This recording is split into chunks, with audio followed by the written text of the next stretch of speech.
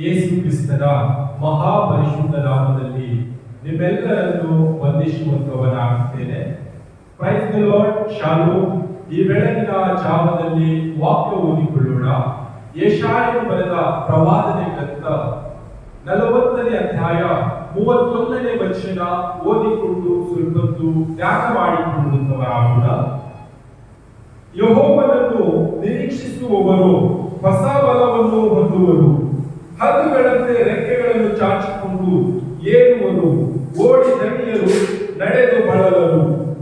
ಸಂದೇಶದ ಶಿರೋನಾಮೆ ಓಡಿ ದಣಿಯರು, ನಡೆದು ಬಳಲರು ಎಂಬುದಾಗಿ.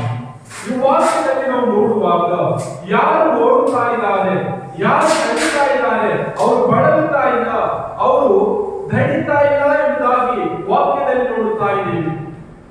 ಪ್ರೀತಿಯ ಸಹೋದರ ಸಹೋದರಿಯರೇ, ತಂದೆ ತಾಯಿಗಳೇ, ನಾವು ಈ ಲೋಕದಲ್ಲಿ ಜೀವಿಸುವಾಗ ನಮಗೆ ಬಲ ತುಂಬಾ ಪ್ರಾಮುಖ್ಯವಾಗಿದೆ. ನಮ್ಮ ಜೀವಿತದಲ್ಲಿ ಬಲ ಇಲ್ಲದೆ ಇರುವುದಾದರೆ ನಾವು ಏನನ್ನು ಕೂಡ ಮಾಡುವುದಕ್ಕಾಗುವುದಿಲ್ಲ. ನಮ್ಮ ಜೀವಿತದಲ್ಲಿ ಬಲ ಇಲ್ಲದೆ ಇರುವುದಾದರೆ ನಾವು ಈ ಪೆನ್ನನ್ನು ಕೂಡ ಎತ್ತುವುದಕ್ಕಾಗುವುದಿಲ್ಲ. ನಮ್ಮ ಜೀವಿತದಲ್ಲಿ ಬಲ ಇಲ್ಲದೆ ಇರುವುದಾದರೆ ಒಂದು ಸ್ಥಳದಿಂದ ಇನ್ನೊಂದು ಸ್ಥಳಕ್ಕೆ ನಮಗೆ ಹೋಗುವುದಕ್ಕಾಗುವುದಿಲ್ಲ. ಆ ಬಲವನ್ನು ನಾವು ಹೊಂದಿಕೊಳ್ಳಬೇಕಾದರೆ ನಾವು ಯೇಸು ಕ್ರಿಸ್ತನನ್ನು ದೃಷ್ಟಿಸಿ ನೋಡುವಾಗ ಯೇಸು ಕ್ರಿಸ್ತನು ನಮಗೆ ಹೊಸ ಬಲವನ್ನು ಕೊಡುವಂತವನಾಗಿದ್ದಾನೆ. ಆ ಹೊಸ ಬಲವು ನಮ್ಮ ಜೀವಿತದಲ್ಲಿರುವಾಗ ಏನಾಗುತ್ತದೆ ಎಂಬುದಾಗಿ ನೋಡುವಾಗ ಅದು ಯಾವ ರೀತಿಯಾಗಿ ರೆಕ್ಕೆಯನ್ನು ಚಾಚಿಕೊಳ್ಳಲು ಮೇಲಕ್ಕೆ ಮೇಲಕ್ಕೆ ಹಾರುತ್ತದೋ ಅದೇ ರೀತಿಯಾಗಿ ನಾವು ನಡೆದರೂ ಕೂಡ ನಾವು ಬಳಲುವುದಿಲ್ಲ, ಓಡಿದರೂ ಕೂಡ ನಾವು ತಡೆಯುವುದಿಲ್ಲ. ಯಾಕೆ ನಾವು ತಡೆಯುವುದಿಲ್ಲ, ನಾವು ಯಾಕೆ ಬಳಲುವುದಿಲ್ಲ ಎಂಬುದಾಗಿ ನೋಡುವಾಗ ನಮ್ಮ ಜೀವಿತದಲ್ಲಿ ಯೇಸು ಕ್ರಿಸ್ತನ ಬಲ ಇದೆ, ಅದು ಹೊಸ ಬಲ ಇದೆ.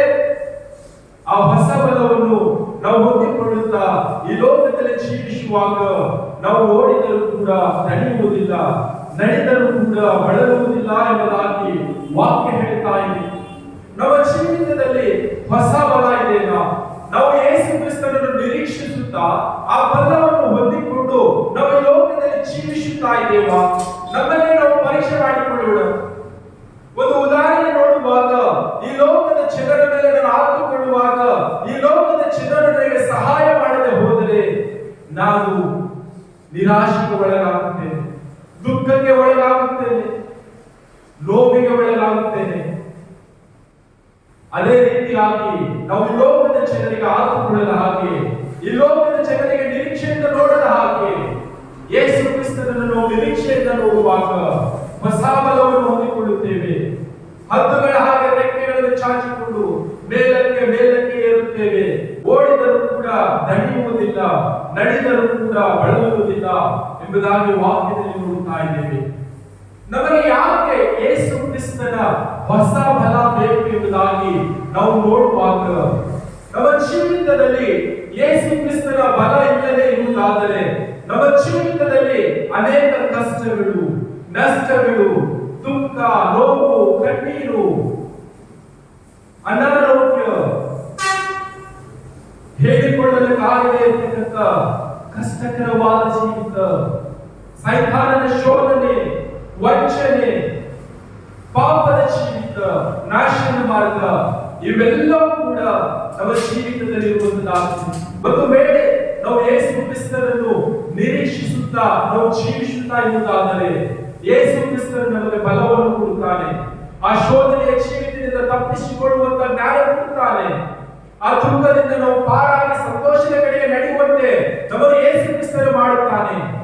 ನಮ್ಮನ್ನು ನೋವಿನಿಂದ, ಬಾಧೆಯಿಂದ, ಹೇಳಿಕೊಳ್ಳಲಿಕ್ಕೆ ಆಗದೇ ಇರತಕ್ಕಂಥ ಕಷ್ಟಗಳಿಂದ, ಪಾಪದ ಜೀವಿತದಿಂದ, ನಾಶನ ಮಾರ್ಗದಿಂದ, ಸೈತಾನನ ಶೋಧನೆಯಿಂದ, ಇವೆಲ್ಲಗಳಿಂದಲೂ ಕೂಡ ನಾವು ಯೇಸು ಕ್ರಿಸ್ತನನ್ನು ನಿರೀಕ್ಷಿಸುವಾಗ ಯೇಸು ಕ್ರಿಸ್ತನನ್ನು ತಪ್ಪಿಸಿ ಹೊಸ ಬಲವನ್ನು ಕೊಟ್ಟು ನಮ್ಮನ್ನು ಕಾದು ಕಾಪಾಡಿ ನಡೆಸುವಂತವರಾಗಿದ್ದಾರೆ. ನಾವು ಯೇಸು ಕ್ರಿಸ್ತನನ್ನು ನಿರೀಕ್ಷಿಸುವಾಗ ನಮಗೆ ಶೋಧನೆ ಆಗಿರಬಹುದು, ಕಷ್ಟವಾಗಿರಬಹುದು, ಕಣ್ಣೀರಾಗಿರಬಹುದು, ಹೇಳಿಕೊಳ್ಳಲಿಕ್ಕೆ ಆಗದೇ ಇರತಕ್ಕಂಥ ಅನೇಕ ವಿಷಯಗಳು ನಮ್ಮ ಜೀವಿತದಲ್ಲಿ ಇರಬಹುದು. ನಾವು ಯೇಸು ಕ್ರಿಸ್ತನನ್ನು ನಿರೀಕ್ಷಿಸುವಾಗ ಅವೆಲ್ಲವೂ ಕೂಡ ಬದಲಾಗುವಂತದ್ದಾಗಿದೆ. ಯೇಸು ಕ್ರಿಸ್ತನು ಅದರಿಂದ ತಪ್ಪಿಸಿಕೊಳ್ಳುವಂತ ಮಾರ್ಗವನ್ನು ನನಗೂ ನಿಮಗೂ ಅನುಗ್ರಹಿಸುವಂತವನಾಗಿದ್ದಾನೆ. ನಾವು ಯೇಸು ಕ್ರಿಸ್ತನನ್ನು ನಿರೀಕ್ಷಿಸುತ್ತಾ ಈ ಲೋಕದಲ್ಲಿ ಜೀವಿಸುವಂತವರಾಗೋಣ. ನಾವು ಅಷ್ಟೇ ಯೇಸು ಕ್ರಿಸ್ತನನ್ನು ನಿರೀಕ್ಷಿಸುತ್ತಾ ಈ ಲೋಕದಲ್ಲಿ ಜೀವಿಸಿದ ಹಾಗೆ ಇನ್ನು ಯಾರೆಲ್ಲ ಈ ಲೋಕದಲ್ಲಿ ಕಷ್ಟಪಡ್ತಾ ಇದ್ದಾರೋ, ದುಃಖ ಪಡ್ತಾ ಇದ್ದಾರೋ, ಅನಾರೋಗ್ಯದಲ್ಲಿದ್ದಾರೋ, ಕಷ್ಟಕ್ಕೆ ಒಳಗಾಗಿದ್ದಾರೋ, ಬಾಧೆಗೆ ಒಳಗಾಗುತ್ತಾರೋ, ನಾಶನವಾಗದಿದ್ದಾರೋ, ಅನೇಕ ಮಾಟ ಮಂತ್ರಗಳಲ್ಲಿ ಅನೇಕ ರೀತಿಯಾದಂತಹ ಸೈತಾನನ ಶೋಧನೆ ಒಳಗಿದ್ದಾರೋ ಆ ಮಕ್ಕಳಿಗೆ ನಾವು ಈ ಸತ್ಯವೇದದ ವಾಕ್ಯವನ್ನು ತಿಳಿಸಿ ಹೇಳುತ್ತಾ, ನೀನು ಯೇಸು ಕ್ರಿಸ್ತನನ್ನು ನಿರೀಕ್ಷಿಸುವುದಾದರೆ ನಿನಗಿರ್ತಕ್ಕಂಥ ಎಲ್ಲ ಕಷ್ಟಗಳು, ನಿನಗಿರ್ತಕ್ಕಂಥ ಎಲ್ಲ ಬಾಧೆಗಳು, ನಿನಗಿರ್ತಕ್ಕಂಥ ಅನಾರೋಗ್ಯ, ನಿನಗಿರ್ತಕ್ಕಂಥ ಮಾಟ ಮಂತ್ರ, ನಿನಗಿರ್ತಕ್ಕಂಥ ಸೈತಾನನ ಶೋಧನೆ ಅವೆಲ್ಲವೂ ಕೂಡ ಯೇಸು ಕ್ರಿಸ್ತನ ತೆಗೆದು ಹಾಕುತ್ತಾನೆ ಎಂಬುದಾಗಿ ಈ ವಾಕ್ಯದ ಮೂಲಕ ನಾವು ತಿಳಿಸಿ ಹೇಳೋಣ. ಈ ವಾಕ್ಯದಲ್ಲಿ ನೋಡುವಾಗ ಯೇಸು ಕ್ರಿಸ್ತನನ್ನು ಯಾರೆಲ್ಲ ನಿರೀಕ್ಷಿಸುತ್ತಾರೋ ಅವರೆಲ್ಲ ಹೊಸ ಬಲ ಹೊಂದಿಕೊಳ್ಳುತ್ತಾರೆ ಎಂಬುದಾಗಿ ವಾಕ್ಯದಲ್ಲಿ ನೋಡುತ್ತಾ ಇದ್ದೇವೆ. ಪ್ರತಿಯೊಬ್ಬರು ಹೊಸ ಬಲವನ್ನು ಹೊಂದಿಕೊಂಡು ಹದ್ದುಗಳ ಹಾಗೆ ರೆಕ್ಕೆಗಳನ್ನು ಚಾಚಿಕೊಂಡು ಮೇಲಕ್ಕೆ ಮೇಲಕ್ಕೆ ಹಾರುತ್ತಾ ಅಭಿವೃದ್ಧಿಯ ಜೀವಿತವನ್ನು ಜೀವಿಸುತ್ತಾ, ಜಯದ ಜೀವಿತವನ್ನು ಜೀವಿಸುತ್ತಾ, ಸಂತೋಷವಾಗಿ ಸಮಾಧಾನವಾಗಿ ಜೀವಿಸುತ್ತಾ ಈ ಲೋಕದಲ್ಲಿ ಜೀವಿಸುವಂತವರಾಗೋಣ.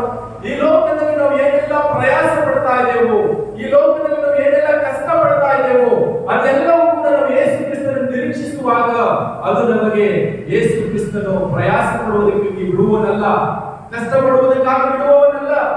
ನಮಗೆ ಅದರಿಂದ ತಪ್ಪಿಸಿ ಒಳ್ಳೆ ಮಾರ್ಗದಲ್ಲಿ ನಡೆಸುವಂತವನಾಗುತ್ತಾನೆ.